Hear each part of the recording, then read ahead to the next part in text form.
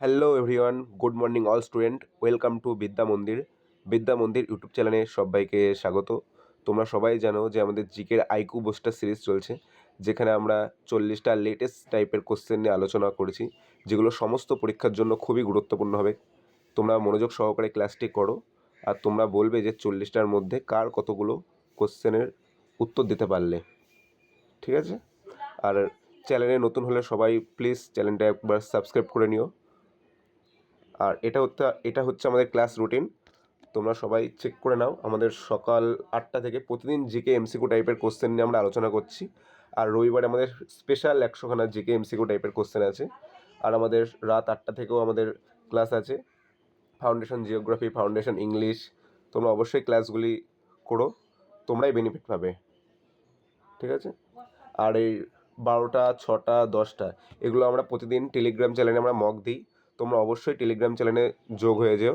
আমাদের ডিসক্রিপশানে লিঙ্ক দেওয়া আছে টেলিগ্রাম চ্যানেলের, তোমরা অবশ্যই যুক্ত হয়ে যাও। আমাদের টেলিগ্রাম চ্যানেলের নাম বিদ্যা মন্দির। ঠিক আছে? এখানে সমস্ত ক্লাসের নোটিফিকেশান, সমস্ত ক্লাসের পিডিএফ এখানে দেওয়া হয়। আর চ্যানেলে নতুন হলে অবশ্যই তোমরা চ্যানেলটা সাবস্ক্রাইব করে নিও। চলো কোশ্চেনের দিকে যাই আমরা। মধুবনী শিল্প ভারতের কোন রাজ্যের সঙ্গে সম্পর্কিত? মধুবনী শিল্প ভারতের কোন রাজ্যের সঙ্গে সম্পর্কিত? বাংলা, মহারাষ্ট্র, পাঞ্জাব না বিহার? তোমরা সবাই উত্তর করার চেষ্টা করো। মধুবনী শিল্প আমাদের বিহারের সাথেও সম্পর্কিত, অপশান ডি। ঠিক আছে? যদি আমরা বাংলা বলি, বাংলাতে আমাদের কোন ধরনের পটচিত্র বা চিত্রশিল্প দেখা যায়? বাংলাতে আমাদের পটচিত্র দেখা যায়, পটচিত্র আর নকশিকাঁথা দেখা যায় বাংলাতে। ঠিক আছে? আর যদি মহারাষ্ট্র বলি, মহারাষ্ট্র, এটা খুব গুরুত্বপূর্ণ। মহারাষ্ট্রে আমাদের কোন ধরনের চিত্রশিল্প দেখা যায়?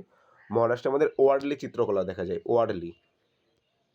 ওয়ার্ডলি চিত্রকলা দেখা যায়। এগুলো মাথায় রাখবে। ওয়ার্ডলি চিত্রকলা দেখা যায় মহারাষ্ট্রে।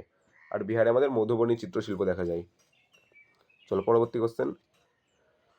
ইন্টারপ্রিয়েটার অফ মেলোডিস বইটি কে লিখেছেন? ইন্টারপ্রিয়েটার অফ মেলোডিস বইটি কে লিখেছেন?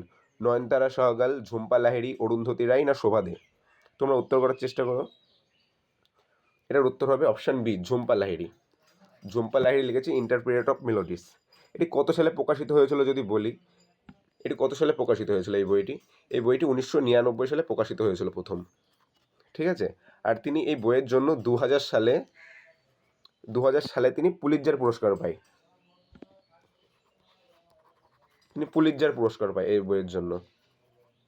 ঠিক আছে? আর ঝুম্পা লাহিড়ী ইনি কোথাকার লেখিকা যদি বলা হয় তাহলে কি হবে? এই ঝুম্পা লাহিড়ী হচ্ছে আমেরিকান লেখিকা। ইনি একজন আমেরিকান লেখিকা, পরীক্ষা অনেকবার দিয়েছে। ঠিক আছে? ইনি একজন আমেরিকান লেখিকা। আর নয়নতারা সহগাল, না একটা বইয়ের নাম বলো তোমরা নয়নতারা সহগালের। Rich like us, rich like us এটার বইয়ের নাম। ঠিক আছে? আর অরুন্ধতী রায় এখানে অপশানে আছে, অরুন্ধতী রায়। তাহলে কি হবে অরুন্ধতী রায়? একটা বইয়ের নাম বলো অরুন্ধতী রায়ের। The god of small things, the god of small things, small things. তিনি ওর জন্য ম্যান বুকার পুরস্কার পেয়েছিল।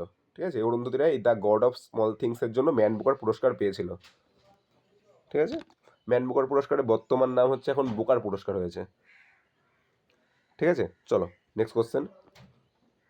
বিটিং দ্য রিট্রিট আনুষ্ঠানিকভাবে ভারতের কোন জাতীয় উৎসবের সমাপ্তি চিহ্নিত করে? মানে এখানে 4টে অপশানের মধ্যে কোন অনুষ্ঠানের পরে এটা হয়, এই অনুষ্ঠানটি হয়? গান্ধী জয়ন্তী, সংবিধান দিবস, স্বাধীনতা দিবস না প্রজাতন্ত্র দিবস? এই বিটিং দ্য রিট্রিট আমাদের প্রজাতন্ত্র দিবসের 3 দিন পরে হয়। ঠিক আছে? আমাদের প্রজাতন্ত্র দিবস 26শে জানুয়ারিতে আমরা পালন করি। আর বিটিং দ্য রিট্রিট এটা হচ্ছে 29শে জানুয়ারি আমরা পালন করি। ঠিক আছে? 29শে জানুয়ারিতে পালন করি। ক্লিয়ার? চলো নেক্সট কোশ্চেনে যাই। ভারতীয় বংশোদ্ভূত প্রথম নাগরিক কে নোবেল শান্তি পুরস্কারে ভূষিত হয়েছেন? প্রথম কে নোবেল শান্তি পুরস্কারে ভূষিত হয়েছেন? ঠিক আছে? নোবেল শান্তি পুরস্কার, এটা মাথায় রেখে তোমরা উত্তর করবে। অনেকেই উত্তরটা ভুল করবে আশা করি। রবীন্দ্রনাথ ঠাকুর, মাদার তেরেসা, কৈলাস সত্যার্থী না অমর্ত্য সেন? ভারতীয় বংশোদ্ভূত বলেছে। যদি রবীন্দ্রনাথ ঠাকুর বলি, রবীন্দ্রনাথ ঠাকুর কিসের জন্য নোবেল পেয়েছিল? তোমরা উত্তর করো। রবীন্দ্রনাথ ঠাকুর পেয়েছিল সাহিত্যে। তিনি সাহিত্যে গীতাঞ্জলির জন্য প্রথম নোবেল পেয়েছিল। ঠিক আছে। আর মাদার তেরেসা তিনি শান্তির জন্য নোবেল পেয়েছিল, তিনি আমাদের ভারতীয় বংশোদ্ভূত না, তার মানে এটাও হবে না, এটাও হবে না, দুটো হবে না।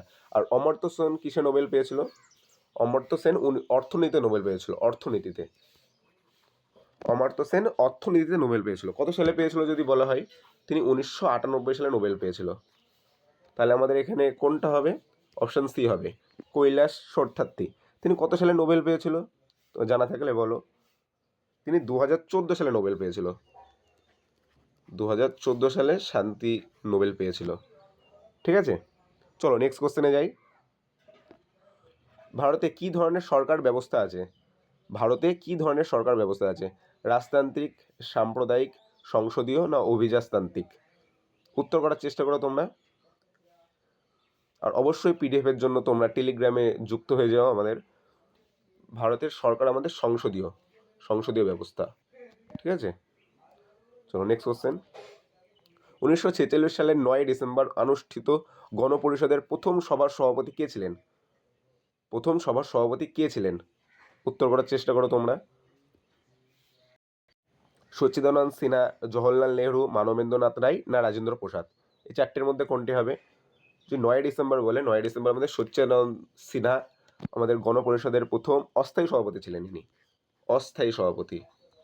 ঠিক আছে, আর এই 9 ডিসেম্বর এর দুদিন পরে 11 ডিসেম্বর আমাদের স্থায়ী সভাপতি হন হচ্ছে রাজেন্দ্র প্রসাদ। ঠিক আছে, স্থায়ী সভাপতি হন আমাদের রাজেন্দ্র প্রসাদ। ক্লিয়ার? চলো নেক্সট কোশ্চেন। ভারতীয় রাষ্ট্রনীতির নির্দেশমূলক নীতিসমূহ এটি কোন সংবিধান থেকে নেওয়া হয়েছে? এই নির্দেশমূলক নীতিসমূহ এটি কোন সংবিধান থেকে নেওয়া হয়েছে বা কোন দেশের সংবিধান থেকে নেওয়া হয়েছে? কানাডার সংবিধান, আয়ারল্যান্ডের সংবিধান, ফ্রান্সের সংবিধান না আমেরিকান সংবিধান?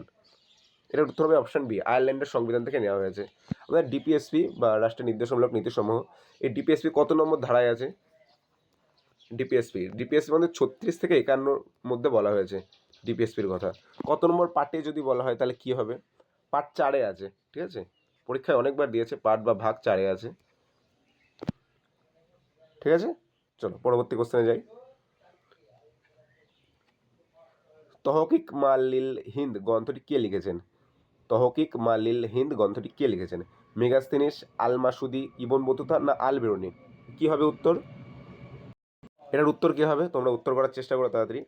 এটার উত্তর হবে অপশন ডি, আল বেরুনি। তহকিক মালিল হিন্দ গ্রন্থটি লিখেছেন আল বেরুনি। ঠিক আছে, তাহলে তোমরা কটা গুরুত্বপূর্ণ বইয়ের নাম বলো।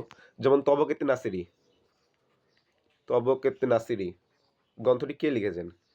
এই গ্রন্থটি লিখেছে মিনহাজ উস সিরাজ, মিনহাজ উস সিরাজ লিখেছে। তাহলে তোমরা বলো তারিকি ফিরোজ শাহী গ্রন্থটি কে লিখেছেন? এই তারিকি ফিরোজ শাহী গ্রন্থটি লিখেছে যে বারুনি, আল বেরুনি লিখেছে, বারুনি। ঠিক আছে, তাহলে তোমরা বলো তারিকি মুবারিক শাহী এই গ্রন্থটি কে লিখেছেন? এই তারিকি মুবারিক শাহী লিখেছে হচ্ছে ইয়া সির হিন্দ। ঠিক আছে, এগুলো মাথায় রেখো। তারিকি মুবারিক শাহী, আমি খালি মুবারিক শাহীটা লিখছি। মুবারিক শাহী গ্রন্থটি লিখেছেন হচ্ছে ইয়া সির হিন্দ, সির হিন্দ। ঠিক আছে, আর আমাদের মেগাস্তিনিস ইন্ডিকা গ্রন্থটি লিখেছে, তিনি চন্দ্রগুপ্ত মৌর্যের সময় এসেছিল। ঠিক আছে, ইন্ডিকা গ্রন্থ লিখেছিল মেগাস্তিনিস। ঠিক আছে, আর ইবন বতুতা কার সময় ভারতে এসেছিল? ইবন বতুতা মোহাম্মদ বিন তুগলকের সময় ভারতে এসেছিল, মোহাম্মদ বিন তুগলক। তিনি হচ্ছে তার গ্রন্থের নাম কি? তার গ্রন্থের নাম হচ্ছে রেহেলা, রেহেলা। ঠিক আছে, তার গ্রন্থের নাম রেহেলা। তিনি ভ্রমণ বৃত্তান্ত সম্পর্কে এই গ্রন্থতে লিখেছেন, রেহেলাতে। ঠিক আছে, চলো নেক্সট কোশ্চেনে যাই। ভারতের প্রথম কোন মুসলিম রাজবংশ 84 বছর ধরে শাসন করেছিল? ভারতের প্রথম কোন মুসলিম রাজবংশ 84 বছর ধরে শাসন করে? মুঘল বংশ, খলজি বংশ, তুঘলক বংশ না দাস বংশ? তোমরা উত্তর করার চেষ্টা করো তাড়াতাড়ি। যদি বলে মুঘল বংশ, মুঘল বংশ কত বছর ধরে শাসন করেছিল? এই মুঘল বংশ আমাদের 1526 থেকে 1857, 1857 অব্দি তিনি রাজত্ব করেছিল। ঠিক আছে, 316 বছর, 316 বছর তিনি রাজত্ব করেছিল। ঠিক আছে, তাহলে দাস বংশ, দাস বংশ কত অব্দি রাজত্ব করেছিল? দাস বংশ 1206 থেকে 1290, 1206 থেকে 1290। তাহলে তোমরা খিলজি বংশ কত অব্দি রাজত্ব করেছিল? এই খিলজি বংশ 1290 থেকে 1320, 1290 থেকে 1320। আর তুগলক বংশ রাজত্বর কাল বলো তোমরা। তুগলক বংশের রাজত্বকাল 1320 থেকে 1414, 1320 থেকে 1414। তাহলে আমাদের ওটার উত্তর কী হবে? এই দাস বংশ, এটা বলেছে 1206 থেকে 1290, তাহলে এটাই আমাদের 84 বছর হয়ে গেল। ঠিক আছে, এটার উত্তর হবে দাস বংশ। ঠিক আছে, যদি বলা হয় আমাদের ভারতের দিল্লির সুলতানিতে সব থেকে মানে কোন বংশ বেশি বছর ধরে রাজত্ব করেছিল, তাহলে এর উত্তর কী হবে?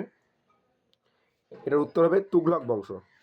1320 থেকে 1414, প্রায় 94 বছরের রাজত্ব করেছিল, 94 বছর। ঠিক আছে, চলো পরবর্তী কোশ্চেনে যাই। ভারতের নিচের কোন রাজ্যে ভদ্রাকালী মন্দিরে পদায়নী নামক একটি আচার ভিত্তিক নৃত্য পরিবেশিত হয়? এই পদায়নী নামক একটি আচার ভিত্তিক নৃত্য পরিবেশিত হয় কোন রাজ্যে? কর্ণাটক, মহারাষ্ট্র, কেরল না তামিলনাড়ু? 10 নম্বর কোশ্চেনের উত্তর করো তোমরা সবাই। এটার উত্তর কী হবে? এটার উত্তর হবে 10-এর সি, কেরলে। ঠিক আছে, তাহলে মহারাষ্ট্রে আমরা কোন ধরনের নৃত্য বা দেখতে পাওয়া যায়? কোন ধরনের নৃত্য দেখতে পাওয়া যায়? মহারাষ্ট্রের মধ্যে লেজিম, লাবণী, তামাশা, দাইকলা, এগুলো নৃত্য দেখা যায়। ঠিক আছে, আর কেরলে হচ্ছে কী নৃত্য দেখা যায়? কেরলে আমাদের ওট্টাম থুল্লাম, মোহিনী অট্টাম, কথাকলি এ ধরনের নৃত্য দেখা যায়। ঠিক আছে, কথাকলি দেখা যায়, মোহিনী অট্টাম, এগুলো মাথায় রাখবে। চলো নেক্সট কোশ্চেনে যাই। ময়ূরভঞ্জ ছৌ নৃত্য কোন রাজ্যের স্থানীয় নৃত্য? এই ময়ূরভঞ্জ নৃত্যটি কোন রাজ্যের এটি স্থানীয় নৃত্য? তোমরা সবাই উত্তর করার চেষ্টা করো। ওড়িশা, বিহার, মণিপুর না ঝাড়খণ্ড? এটার উত্তর কী হবে? এটার উত্তর হবে ময়ূরভঞ্জ আমাদের ওড়িশা রাজ্যের স্থানীয় নৃত্য। আমাদের ছৌ নৃত্য মূলত আমাদের ভারতে 3 ধরনের ছৌ নৃত্য আছে, 3 ধরনের ছৌ নৃত্য। ওড়িশাতে আমাদের হচ্ছে ময়ূরভঞ্জ ছৌ নৃত্য, ঝাড়খণ্ডে আমাদের সারাইকেল্লা বা সেরাইকেলা, আর আমাদের পশ্চিমবঙ্গে আমাদের পুরুলিয়া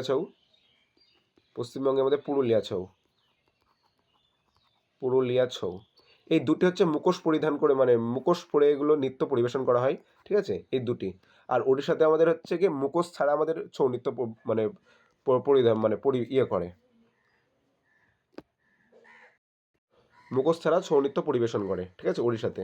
এটা গুরুত্বপূর্ণ, এটা মাথায় রাখবে, মুখোশ ছাড়া, আর এই দুটো মুখোশ পরে করে। ঠিক আছে, চলো নেক্সট কোশ্চেন। নিম্নলিখিত সিন্ধু উপত্যকা সভ্যতার স্থানগুলির মধ্যে কোনটি পাঞ্জাবে অবস্থিত?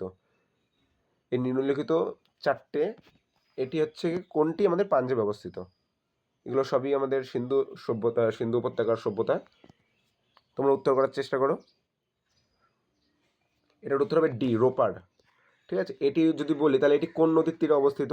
এটি সুতলেজ নদীর তীরে অবস্থিত, সুতলেজ বা শতদ্রু নদীর তীরে অবস্থিত। আর বানওয়ালি কোথায় অবস্থিত? তোমরা উত্তর করো এটা, তাড়াতাড়ি বলো। বানওয়ালি আমাদের হরিয়ানাতে অবস্থিত বানওয়ালি। আর আমাদের বালু, এটা হচ্ছে আমাদের হরিয়ানাতে অবস্থিত। তাহলে কোটা দিজি কোথায় আছে? পরীক্ষায় দেয় এগুলো। কোটা দিজি পাকিস্তানে অবস্থিত। ঠিক আছে, চলো নেক্সট কোশ্চেন। নিম্নলিখিত স্থানগুলির মধ্যে কোনটি সিন্ধু উপত্যকার সভ্যতার অংশ নয়? এই 4টের মধ্যে কোনটি সিন্ধু উপত্যকার সভ্যতা নয়? হরপ্পা, উড়ুক, লোথাল না মহেঞ্জোদারো? তাড়াতাড়ি উত্তর করার চেষ্টা করো তোমরা। এটার উত্তর হবে উড়ুক। এটা হচ্ছে সিন্ধু উপত্যকার অংশ নয়। তাহলে উড়ুক এটি কোথাকার অংশ? এটা হচ্ছে মেসোপটেমিয়ার একটি প্রাচীন শহর, মেসোপটেমিয়ার একটি প্রাচীন শহর। ঠিক আছে, হরপ্পা কবে আবিষ্কৃত হয়েছিল যদি বলা হয় তাহলে কি হবে? হরপ্পা 1921 সালে আবিষ্কৃত হয়েছিল। 1921 সালে এটি আবিষ্কৃত হয়েছিল। কি আবিষ্কারকের নাম কি তোমরা বলো একটু? আবিষ্কারক হচ্ছে দয়ারাম সাহানি। ঠিক আছে, দয়ারাম সাহানি এটি আবিষ্কারক করেছিল। হরপ্পা এটি কোন নদীর তীরে অবস্থিত যদি বলা হয়? হরপ্পা রাভি বা ইরাবতী নদীর তীরে অবস্থিত।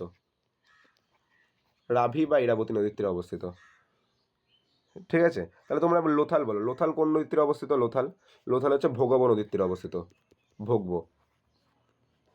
ভোগব নদীর তীরে অবস্থিত। আর মহেঞ্জোদারো কোন নদীর তীরে অবস্থিত? এগুলো দেয়।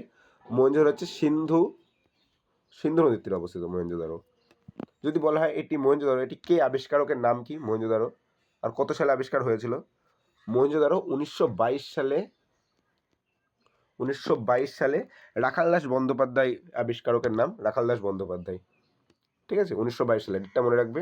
এটা 1922 সালে, আর হরপ্পা 1921 সালে। ঠিক আছে, চলো নেক্সট কোশ্চেনে যাই। নিচের কোষগুলির মধ্যে কোনটি আমাদের দেহের সবচেয়ে লম্বা কোষ? এই চারটের মধ্যে কোনটি আমাদের দেহের সবচেয়ে লম্বা কোষ? তোমরা উত্তর করার চেষ্টা করো। সবচেয়ে দীর্ঘতম যদি বলা হয় বা লম্বা কোষ, তাহলে আমাদের হবে স্নায়ু কোষ। ঠিক আছে, তাহলে এর দৈর্ঘ্য কত যদি বলা হয়, এটি 1 মিটারেরও বেশি।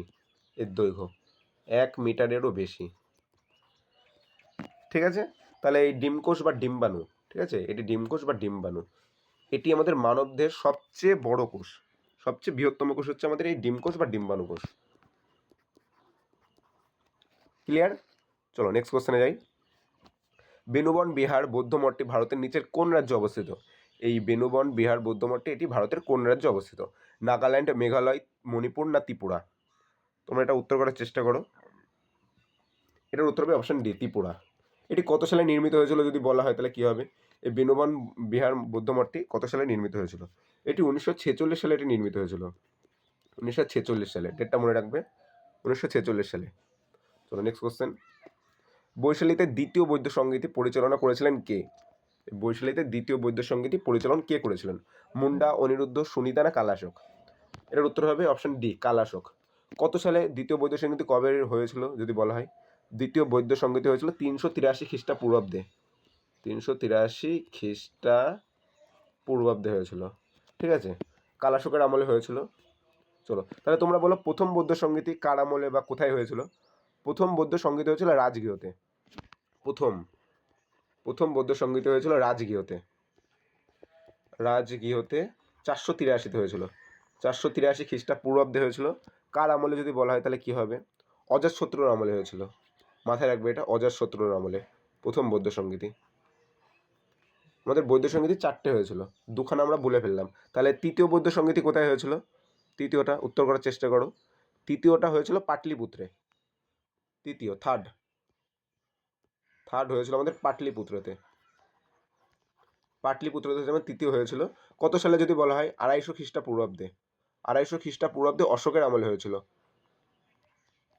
ঠিক আছে, অশোকের আমলে হয়েছিল। একটু মুছে দিলাম। তাহলে তোমার চতুর্থ বৌদ্ধ সংগীতি কার আমলে বা কোথায় হয়েছিল? চতুর্থ বৌদ্ধ সংগীতি যদি বলি, চতুর্থ হয়েছিল কাশ্মীরে হয়েছিল। চতুর্থটা 72 খ্রিস্টাব্দে। 72 খ্রিস্টাব্দে কনিষ্কের আমলে হয়েছিল। 72 খ্রিস্টাব্দে কনিষ্কের আমলে। এই কনিষ্কের আমলে আমাদের বৌদ্ধ সংগীতি মানে বৌদ্ধ আমাদের দুভাগে ভাগ হয়ে যায়, হিনজান আর মহাযান।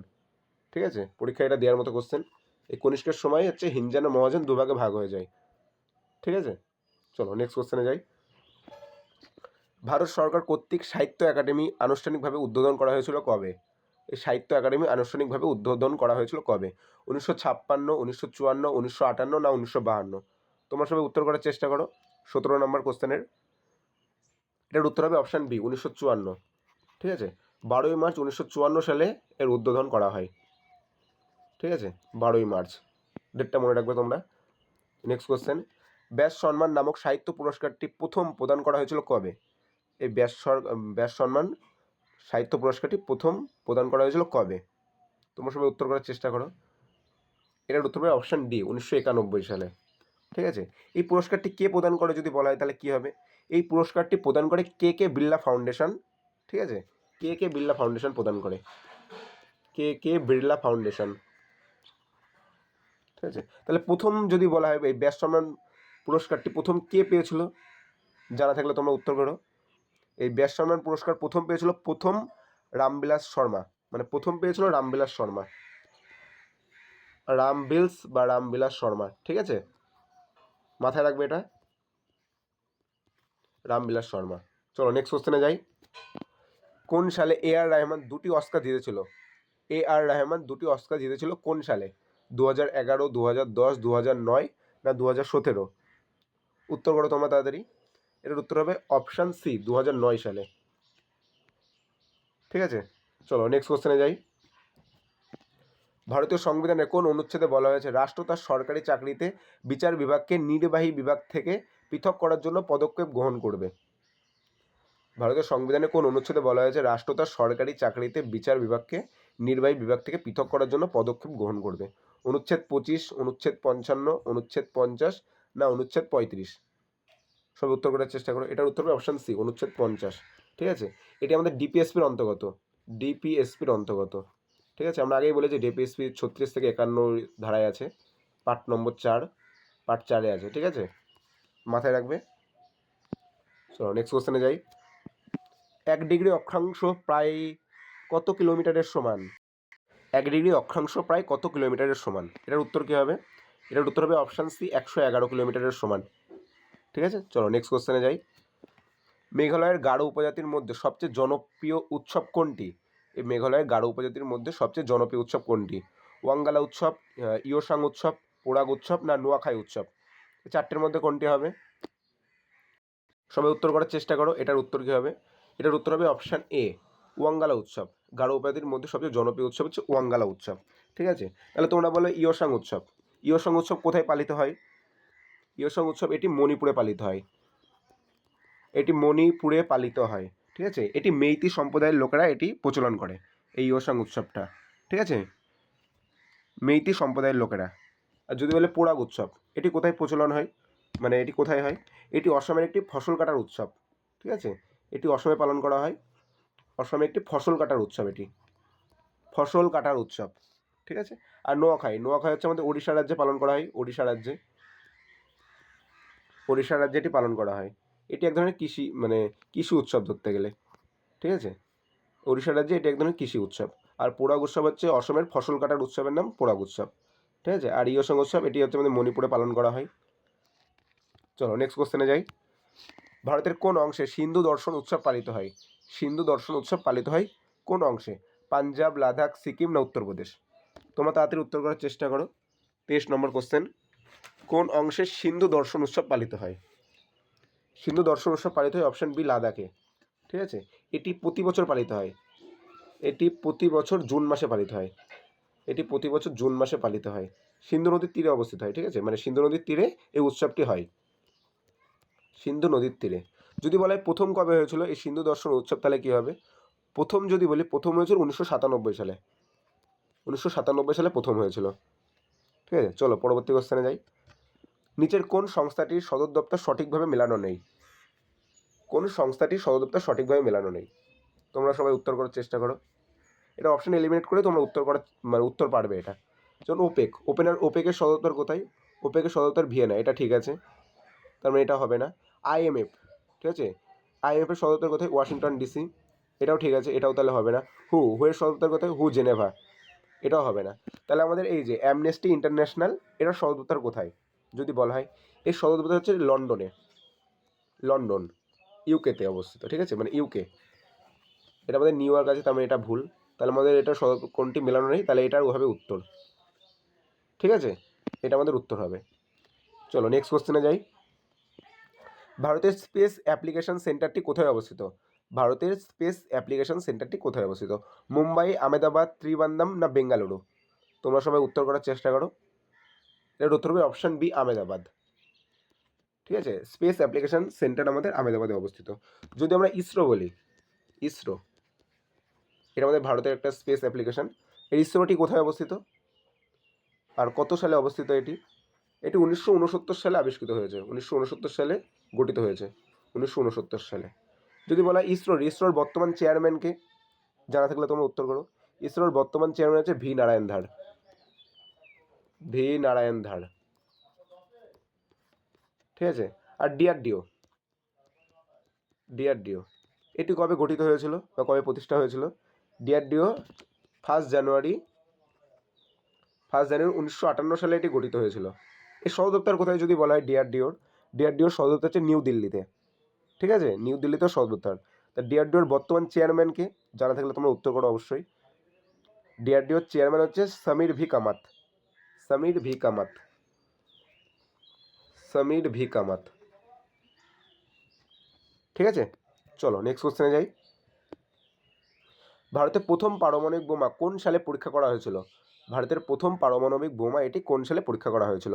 1974, 1973, 1999 না 1976? তোমরা 26 নম্বরের কোশ্চেনের উত্তর করার চেষ্টা করো।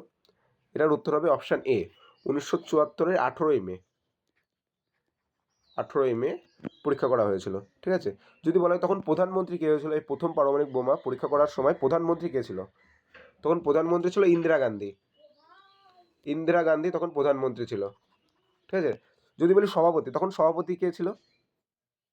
এটা সভাপতি কে ছিল? ফখরুদ্দিন আলী আহমেদ। ফখরুদ্দিন আলী আহমেদ। ঠিক আছে, এটি রাজস্থানের পোখরানে এটি পরীক্ষা করা হয়েছিল। রাজস্থানের পোখরানে। যদি বলা হয় প্রথম পারমাণবিক বোমার কোড নেম কে ছিল, তাহলে কি হবে? এটা পরীক্ষা অনেকবার দিয়েছে। এর কোড নেম ছিল হচ্ছে স্মাইলিং বুদ্ধ। এর কোড নেম হচ্ছে স্মাইলিং বুদ্ধ। স্মাইলিং বুদ্ধ। ঠিক আছে, তাহলে তোমরা বলো দ্বিতীয় পারমাণবিক বোমা কোন সালে পরীক্ষা করা হয়েছিল? উত্তর করার চেষ্টা করো তোমরা। দ্বিতীয় পারমাণবিক বোমা আমাদের 11ই মে 1998 সালে পরীক্ষা করা হয়েছিল। এটাও আমাদের রাজস্থানের পোখরানে মানে পরীক্ষা করা হয়েছিল। ঠিক আছে, এর সময় প্রধানমন্ত্রী কে ছিল যদি বলা হয়? এই দ্বিতীয় পারমাণবিক বোমার পরীক্ষা করার সময় প্রধানমন্ত্রী কে ছিল? এর সময় প্রধানমন্ত্রী ছিল অটল বাজপেয়ী। ঠিক আছে, আমাদের প্রধানমন্ত্রী ছিল তখন অটল বাজপেয়ী। তাহলে এর সভাপতি কে করেছিল যদি বলা হয়? এর সভাপতি কে ছিলেন? এর সভাপতি ছিলেন এপিজে আব্দুল কালাম। ঠিক আছে, এর সভাপতি ছিলেন এপিজে আব্দুল কালাম। তাহলে এর কোড নেমটা বলো তোমরা। এর কোড নেমটা বলো। এই দ্বিতীয় পারমাণবিক বোমার কোড নেমটা কী হবে? অপারেশন শক্তি। পরীক্ষায় অনেকবার দিয়েছে। অপারেশন শক্তি এর কোড নেম। ঠিক আছে, চলো পরবর্তী কোশ্চেন। চেরনোবিল পারমাণবিক বিপর্যয়টি কোন সালে ঘটেছিল? এই চেরনোবিল পারমাণবিক বিপর্যয়টি কোন সালে ঘটেছিল? 1986, 1987, 1984 না 1985? তোমরা 27 নম্বর কোশ্চেনের উত্তর করো। এটার উত্তর হবে অপশান এ, 1986। চেরনোবিল পারমাণবিক বিপর্যয়টি 1986-তে ঘটেছিল। যদি বলা হয় আমাদের ভারতে মধ্যপ্রদেশের ভোপাল গ্যাস দুর্ঘটনা হয়েছিল। ঠিক আছে, এটি কবে হয়েছিল যদি বলা হয় তাহলে কী হবে? এটি হয়েছিল 2 থেকে 3 ডিসেম্বর। এটা মধ্যরাতে হয়েছিল। ঠিক আছে, 2 থেকে 3 ডিসেম্বর 1984 সালে হয়েছিল। ভোপাল গ্যাস দুর্ঘটনা ভারতে হয়েছিল। ঠিক আছে, এটি কিসের জন্য হয়েছিল? এটা হচ্ছে মিথাইল আইসোসায়ানেট গ্যাস লিক হওয়ার ফলে এটি হয়েছিল। মিথাইল আইসোসায়ানেট, আমি এমআইসি লিখে দিই। মিথাইল আইসোসায়ানেট লিক হওয়ার ফলে এই গ্যাস দুর্ঘটনা হয়েছিল। ঠিক আছে, চলো নেক্সট কোশ্চেনে যাই। এশিয়ান গেমস আয়োজনের প্রস্তাবটি প্রথম দেওয়া হয়েছিল কবে? এই এশিয়ান গেমসটি আয়োজনের জন্য প্রথম প্রস্তাব কবে দেওয়া হয়েছিল? 1947-এর নিউ দিল্লিতে, 1956 সালের নিউ দিল্লিতে, 1952 নিউ দিল্লি না 1943-এর নিউ দিল্লিতে? তোমরা সবাই উত্তর করার চেষ্টা করো তাড়াতাড়ি। এটার উত্তর কী হবে? এটার উত্তর হবে অপশান এ, 1947-এর নিউ দিল্লিতে। প্রথম প্রস্তাব হয়েছিল 1947-এ। ঠিক আছে, যদি বলি আমরা প্রথম এশিয়ান গেমস কবে হয়েছিল আর কোথায় হয়েছিল? প্রথম এশিয়ান গেমস হয়েছিল আমাদের 1951-তে। 1951-তে নিউ দিল্লিতেই হয়েছিল প্রথম এশিয়ান গেমস। ঠিক আছে, যদি আমরা বলি দ্বিতীয় এশিয়ান গেমস কোথায় হয়েছিল? দ্বিতীয় এশিয়ান গেমস হয়েছিল আমাদের ম্যানিলাতে 1954-তে। প্রথম হয়েছিল 1951 আর দ্বিতীয় হয়েছিল 1954। ঠিক আছে, আমাদের এশিয়ান গেমস প্রতি 4 বছর অন্তর অন্তর হয়। ঠিক আছে, আর প্রথম আর দ্বিতীয়র মধ্যে গ্যাপ আমাদের 3 বছর। এটা মাথায় রাখবা, প্রথম আর দ্বিতীয়র মধ্যে আমাদের খালি 3 বছরের গ্যাপ। ঠিক আছে, তাহলে তোমরা বলো 2023 সালে কোথায় হয়েছিল এশিয়ান গেমস? 2023 সালে হয়েছিল চীনে হয়েছিল। চীনে হয়েছিল 2023 সালে। চীনে আমাদের কবে হয়েছিল যদি বলা হয়? চীনে হয়েছিল 2023 সালে। 2023 সালে চীনে হয়েছিল। তখন ভারতের র্যাঙ্ক কত হয়েছিল? 2023 সালে মানে চীনে তো হয়েছিল, ভারতের র্যাঙ্ক কত ছিল? ভারতের র্যাঙ্ক ছিল 5 নম্বরে। ঠিক আছে, কতটি পদক জিতেছিল ভারত? ভারত 107টি পদক জিতেছিল। পরীক্ষায় দেওয়ার মতো কোশ্চেন। ভারত 107টি পদক জিতেছিল আর 5 নম্বর হয়েছিল র্যাঙ্ক। ঠিক আছে, চলো নেক্সট কোশ্চেনে যাই। ইস্ট ইন্ডিয়া কোম্পানির কার্যকলাপ নিয়ন্ত্রণ করার জন্য ব্রিটিশ পার্লামেন্ট কর্তৃক রেগুলেটিং অ্যাক্টটি কবে পাশ করা হয়েছিল? এই রেগুলেটিং অ্যাক্ট এটি কবে পাশ করা হয়েছিল? তোমরা সবাই উত্তর করো তাড়াতাড়ি। 1793, 1875, 1861, 1773? এটার উত্তর কী হবে? এর উত্তর হবে অপশান ডি, 1773-এ। ঠিক আছে, 1773-এ আমাদের 18ই মে পেশ হয়েছিল। 1773 18ই মে পেশ করা হয়েছিল। 18ই মে। তাহলে চালু কবে হয়েছিল রেগুলেটিং অ্যাক্টটি? রেগুলেটিং অ্যাক্টটি 1773-এই হয়েছিল। 1773-এর 10 জুলাই হয়েছিল, না 10 জুনে হয়েছিল। ঠিক আছে, 10 জুনে হয়েছিল। ঠিক আছে, তাহলে যদি বলা হয় এটা বাংলার গভর্নর জেনারেল কে ছিল? এই বাংলার গভর্নর জেনারেল কে হয়েছিল? আমাদের বাংলার গভর্নর পদটিকে বাংলার গভর্নর জেনারেল করা হয়েছিল। তাহলে আমাদের বাংলার গভর্নর ছিল আমাদের ক্লাইভ। প্রথম হয়েছিল ক্লাইভ, ঠিক আছে।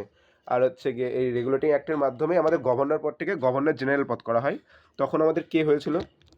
বাংলার গভর্নর ছিল হেস্টিংস, ঠিক আছে, হেস্টিংস হয়েছিল, এটা মাথায় রাখবে, হেস্টিংস। আর প্রথম বাংলার গভর্নর ক্লাইভ, ঠিক আছে। আর প্রথম বাংলার গভর্নর জেনারেল হচ্ছে আমাদের হেস্টিংস, মাথায় রেখো তোমরা। চলো নেক্সট কোশ্চেন। রানী পদ্মাবতী কোন শহরের সঙ্গে সম্পর্কিত? এই রানী পদ্মাবতী তিনি কোন শহরের সঙ্গে সম্পর্কিত? যোধপুর, চিত্তরগড়, উদয়পুর না পুষ্কর? সবাই উত্তর করার চেষ্টা করো। এটার উত্তর হবে চিত্তরগড়। রানী পদ্মাবতী আমাদের চিত্তরগড়ের সঙ্গে সম্পর্কিত, ঠিক আছে। তাহলে তোমরা বলো, রানী পদ্মাবতী ইনি কোথাকার রানী ছিল? ঠিক আছে, ইনার তো এই চিত্তরগড়ে বিয়ে হয়েছে, ইনি কোথাকার রানী ছিল যদি বলা হয়? ইনি শ্রীলঙ্কার রানী ছিল। রানী পদ্মাবতী ইনি শ্রীলঙ্কার রানী ছিল, ঠিক আছে। তো এই কার স্ত্রী রানী পদ্মাবতী যদি বলা হয়? ইনি রানা রতন সিং এর স্ত্রী, ঠিক আছে, রানা রতন সিং এর স্ত্রী ইনি রানা রতন সিং এর স্ত্রী। আলাউদ্দিন খলজির আক্রমণের সময় তিনি জহরব্রত পালন করেছিল, ঠিক আছে। আলাউদ্দিন খলজি আক্রমণ তো করেছিল চিত্তরগড়ে, তখন ইনি জহরব্রত পালন করেছিল রানী পদ্মাবতী, ঠিক আছে। চলো নেক্সট কোশ্চেনে যাই। বেগমপুরী মসজিদ কার শাসনকালে নির্মিত হয়েছিল? এটি দিল্লির তার নতুন রাজধানী জাহানপনারের প্রধান মসজিদ। এই জাহানপনার প্রধান মসজিদ, ঠিক আছে। আর এটি কার আমলে তৈরি হয়েছিল? বেগমপুরী মসজিদটি কার আমলে তৈরি হয়েছিল? এখানে এটি বলা আছে যে বেগমপুরী মসজিদটি কার আমলে তৈরি হয়েছিল। এটি মোহাম্মদ বিন তুগলকের সময় এটি তৈরি হয়েছিল, ঠিক আছে, মোহাম্মদ বিন তুগলকের সময় তৈরি হয়েছিল। চলো নেক্সট কোশ্চেন। বিখ্যাত পর্যটক ইবন বতুতা ছিলেন একজন কোন দেশের অধিবাসী? এই বিখ্যাত পর্যটক ইবন বতুতা ছিল কোন দেশের অধিবাসী? তোমরা সবাই উত্তর করার চেষ্টা করো 32 নম্বর কোশ্চেনের। তিনি ছিল মরক্কোর অধিবাসী। অপশান এ হবে উত্তর। যদি তিনি বলা হয় তিনি ভারতে কবে এসেছিল? তিনি 1333 সালে মোহাম্মদ বিন তুগলকের সময় ভারতে এসেছিল, ঠিক আছে। ইবন বতুতা কার সময় ভারতে এসেছিল যদি বলা হয় তাহলে কি হবে? ইবন বতুতা মোহাম্মদ বিন তুগলকের সময় ভারতে এসেছিল, মোহাম্মদ বিন তুগলকের সময়। আর মোহাম্মদ বিন তুগলক তাকে দিল্লির কাজী পদে নিযুক্ত করেন, ঠিক আছে, দিল্লির কাজী পদে নিযুক্ত করেন, ঠিক আছে, কাজীপদ, দিল্লির কাজীপদ। চলো পরবর্তী কোশ্চেন। হ্যালির ধূমকেতু কোন সালে পৃথিবীর কাছাকাছি ফিরে আসবে বলে আশা করা হচ্ছে? হ্যালির ধূমকেতু এটি পৃথিবীর কাছাকাছি কবে আসবে বলে আশা করা হচ্ছে? তোমরা সব উত্তর করো। 2086, 2061, 2041 না 2026? এটার উত্তর কী হবে? হ্যালির ধূমকেতু আমরা 75 থেকে 76 বছর পর পর দেখতে পাই, ঠিক আছে। এটা 75 থেকে 76 বছর পর পর আমরা দেখতে পাই। এটি শেষ কবে দেখা গিয়েছিল যদি বলা হয়? এটি শেষ দেখা গিয়েছিল 1986-তে, ঠিক আছে। তাহলে তারপরে তোমরা 75 যোগ করো, কবে দেখা যাবে তাহলে? এটার অপশান বি, 2061-তে দেখা যাবে, ঠিক আছে। যদি বলে হ্যালির ধূমকেতুর খোঁজ কবে হয়েছিল তাহলে কি হবে? এই হ্যালির ধূমকেতুর খোঁজ হয়েছিল 1758 সালে, 1758 সালের খোঁজ হয়েছিল, ঠিক আছে। আর এটি 75 থেকে 76 বছর পর পর এটি দেখা যায়। চলো নেক্সট কোশ্চেন। পৃথিবীর ভূত্বকের ওজন অনুযায়ী অক্সিজেনের আনুমানিক শতাংশ কত? পৃথিবীর ভূত্বকের ওজন অনুযায়ী অক্সিজেনের আনুমানিক শতাংশ কত? তোমরা সব উত্তর করো।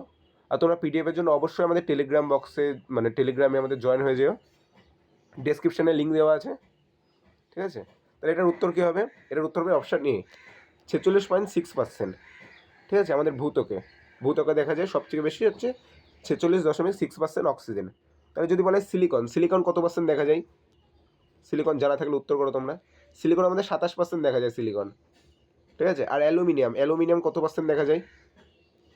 অ্যালুমিনিয়াম 8% দেখা যায় অ্যালুমিনিয়াম। আর লোহা 5% দেখা যায় লোহা, ঠিক আছে। যদি বলি আমরা বায়ুমণ্ডল, যদি আমরা বায়ুমণ্ডল বলি তাহলে বায়ুমণ্ডলে কোন গ্যাস সব থেকে বেশি দেখা যায়? বায়ুমণ্ডলে আমাদের নাইট্রোজেন গ্যাস সব থেকে দেখা যায়। নাইট্রোজেন গ্যাস কত পার্সেন্ট দেখা যায়? 78%। নাইট্রোজেন গ্যাস 78% দেখা যায়। তাহলে অক্সিজেন কত হবে? অক্সিজেন দেখা যায় 21%। এগুলো পরীক্ষায় দেয়, ঠিক আছে। অক্সিজেন কত পার্সেন্ট দেখা যায়, নাইট্রোজেন কত পার্সেন্ট দেখা যায়। আর্গন যদি বলি, আর্গন 0.93% দেখা যায়, একদমই কম মাত্রায়, 0.93। আর কার্বন ডাইঅক্সাইড, এটাই পরীক্ষায় দিয়েছে, কার্বন ডাইঅক্সাইড দেখা যায় 0.03% দেখা যায়, ঠিক আছে। চলো নেক্সট কোশ্চেন। আমাদের সৌরজগতের সবচেয়ে ছোট গ্রহ কোনটি? আমাদের সৌরজগতের সবচেয়ে ছোট গ্রহ কোনটি? বুধ, মঙ্গল, বৃহস্পতি না শনি? তোমরা সবাই উত্তর করার চেষ্টা করো। সবচেয়ে ছোট গ্রহ যদি বলা হয় তাহলে বুধ হবে। ঠিক আছে, তাহলে যদি বলি আমাদের সবচেয়ে উষ্ণ গ্রহ কোনটি, তাহলে কি হবে? সবচেয়ে উষ্ণ গ্রহ, আমাদের সবচেয়ে উষ্ণ গ্রহ হচ্ছে শুক্র। কেন শুক্র সবচেয়ে উষ্ণ গ্রহ? শুক্রতে আমাদের আয়রন অক্সাইড দেখা যায়, ঠিক আছে, লোহা। এই শুক্রতে আমাদের আয়রন অক্সাইড দেখা যায়, আয়রন অক্সাইড দেখা যায়, তার জন্য এটা সবথেকে উত্তপ্ত। আমাদের সূর্যের সবচেয়ে কাছের গ্রহ যদি বলা হয় তাহলে কী হবে? আমাদের সূর্যের সবচেয়ে কাছের গ্রহ কোনটি? বুধ আমাদের সূর্যের সবচেয়ে কাছের গ্রহ। বুধ, শুক্র, পৃথিবী, মঙ্গল, বৃহস্পতি, শনি, ইউরেনাস, নেপচুন। ঠিক আছে, আমাদের 8টি গ্রহ, আমাদের সৌরজগতে 8টি গ্রহ। ঠিক আছে, আর যদি বলে শুক্র, এটি কোন দেবীর নামে রাখা হয়েছিল? শুক্রটি, এটি পরীক্ষায় দিয়েছিল আমাদের। এটি শুক্র, এটি কোন দেবীর নামে রাখা হয়েছিল? এটি রোমান দেবীর নামে রাখা হয়েছিল, রোমান দেবী। রোমান দেবীর নামকরণ করা হয়েছে, রোমান দেবীর নাম অনুসারে এর নামকরণ করা হয়েছে। ঠিক আছে, পরীক্ষায় দিয়েছে এটা, রোমান দেবী। চলো পরবর্তী কোশ্চেনে যাই। পৃথিবীর আনুমানিক ভর কত? পৃথিবীর আনুমানিক ভর কত? তোমরা সবাই উত্তর করার চেষ্টা করো। পৃথিবীর আনুমানিক ভর হবে অপশান বি, 6.1024 কেজি। ঠিক আছে, চলো নেক্সট কোশ্চেন। উৎপাদনের 4টি উপাদান কি কি? উৎপাদনের 4টি উপাদান কি কি? তোমরা সবাই উত্তর করার চেষ্টা করো তাড়াতাড়ি। আর তোমরা পিডিএফের জন্য অবশ্যই আমাদের টেলিগ্রামে যুক্ত হয়ে যেও, ডিসক্রিপশনে লিঙ্ক দেওয়া আছে। আর যারা চ্যানেলে নতুন তারা অবশ্যই চ্যানেলটি একবার করে সাবস্ক্রাইব করে দিও। উৎপাদনের 4টি উপাদান কি কি? 37 নম্বর কোশ্চেন, এটার উত্তর হবে অপশান সি, ভূমি, শ্রমিক, বিনিয়োগ ও উদ্যোক্তা। ঠিক আছে, ঠিক আছে, ভূমি, শ্রমিক, বিনিয়োগ ও উদ্যোক্তা উৎপাদনের 4টি উপাদান। চলো next question. The general theory of employment, interest and money নামক বইটি কোন অর্থনীতিবিদ লিখেছেন? এই বইটি কোন অর্থনীতিবিদ লিখেছেন? ঠিক আছে, এটি 1936 সালে প্রকাশিত হয়েছিল এই বইটি। তো কে লিখেছিলেন? তোমরা সব উত্তর করো 38 নম্বর কোশ্চেনের। এটার উত্তর হবে অপশান সি, জন মেনার্ড কেইন্স। ঠিক আছে, জন মেনার্ড কেইন্স লিখেছে। তাহলে এখানে অ্যাডাম স্মিথ আছে, অ্যাডাম স্মিথ অপশানে আছে। তাহলে অ্যাডাম স্মিথ আমাদের মানে কোন বই লিখেছিল? কোন বই? দুটো ফেমাস বই আছে, একটা ফেমাস বই আছে, তোমরা নাম বলো একটা ফেমাস বইয়ের। Wealth of nation, wealth of nation পরীক্ষা অনেকবার দিয়েছে। ওয়েলথ অফ নেশন বইটি কার লেখা? হবে অ্যাডাম স্মিথ। ঠিক আছে, এটি কত সালে প্রকাশ হয়েছিল যদি বলা হয় ওয়েলথ অফ নেশন? এটি 1776 সালে প্রকাশ হয়েছিল, 1776 সালে। ঠিক আছে, তাহলে অ্যাডাম স্মিথের আরেকটি বইয়ের নাম কি জানা থাকলে তোমরা বলো। অ্যাডাম স্মিথের আরেকটি বইয়ের নাম হচ্ছে থিওরি অফ মরাল সেন্টিমেন্টস। ঠিক আছে, থিওরি অফ মরাল সেন্টিমেন্টস। ঠিক আছে, ওই বইটি কত সালে প্রকাশিত হয়েছিল তোমরা বলো। এই থিওরি অফ মরাল সেন্টিমেন্টস বইটি প্রকাশিত হয়েছিল 1759 সালে। নামটা মনে রাখবে, পরীক্ষা এটা অনেকবার দিয়েছে, থিওরি অফ মোরাল সেন্টিমেন্টস। ঠিক আছে, 1759 সালে প্রকাশিত হয়েছিল। চলো পরবর্তী কোশ্চেনে যাই। নিচের কোনটি 2024 সালের প্যারিস অলিম্পিকের আনুষ্ঠানিক স্লোগান হিসেবে উন্মোচিত হয়েছিল? 2024 সালে যেটা প্যারিস অলিম্পিক হয়েছিল তার আনুষ্ঠানিক স্লোগানটি কি? এই 4টির মধ্যে কোনটি স্লোগান? 39 নম্বরের কোশ্চেনের উত্তর করো তোমরা। এটার উত্তর হবে option A, games wide open. ঠিক আছে, এর স্লোগান হচ্ছে গেমস ওয়াইড ওপেন। চলো নেক্সট কোশ্চেন। আমাদের 40 নম্বর কোশ্চেনের তোমরা সবাই উত্তর করো। 38তম জাতীয় গেমস 2025-এর উদ্বোধন কে করলেন? এই 38তম যে জাতীয় গেমসটি হয়েছে 2025-এ, এটির উদ্বোধন কে করেছিল? নরেন্দ্র মোদী, দ্রৌপদী মুর্মু, পুষ্কর সিং ধামি না অমিত শাহ? তোমরা তাড়াতাড়ি 40 নম্বর কোশ্চেনের উত্তর করো। এটার উত্তর হবে অপশান এ, নরেন্দ্র মোদী। 38 নম্বর জাতীয় গেমসের 2025-এর উদ্বোধন করেছিল আমাদের নরেন্দ্র মোদী। ঠিক আছে, আমাদের 40টা কোশ্চেন এখানেই শেষ হলো। তোমাদের কার 40টার মধ্যে কার কতগুলি হলো অবশ্যই তোমরা জানিও কমেন্টে। ঠিক আছে, আর অবশ্যই তোমরা আমাদের টেলিগ্রাম মানে যুক্ত হয়ে যাও টেলিগ্রামে। এখানে সমস্ত ক্লাসের নোটিফিকেশন তোমরা পেয়ে যাবে, সমস্ত ক্লাসের পিডিএফ, ডেলি ফ্রি মকও আমাদের ওখানে দেওয়া হচ্ছে, তোমরা অবশ্যই যুক্ত হয়ে যাও। ঠিক আছে, আর সাপ্তাহিক ফুল মকের আমরা ব্যবস্থা করেছি, তোমরা যুক্ত হয়ে যাও। ঠিক আছে, আর আমাদের সাবস্ক্রাইব করে দিও আমাদের বিদ্যা মন্দির ইউটিউব চ্যানেলটি, যারা যারা নতুন দেখছো ভিডিওটি। ঠিক আছে, চলো তাহলে আমি অফ হচ্ছি, আবার কালকে তোমাদের ক্লাস আছে 8টা থেকে। ঠিক আছে, ওকে বাই অল স্টুডেন্ট, সবাই ভালোভাবে পড়াশোনা করো।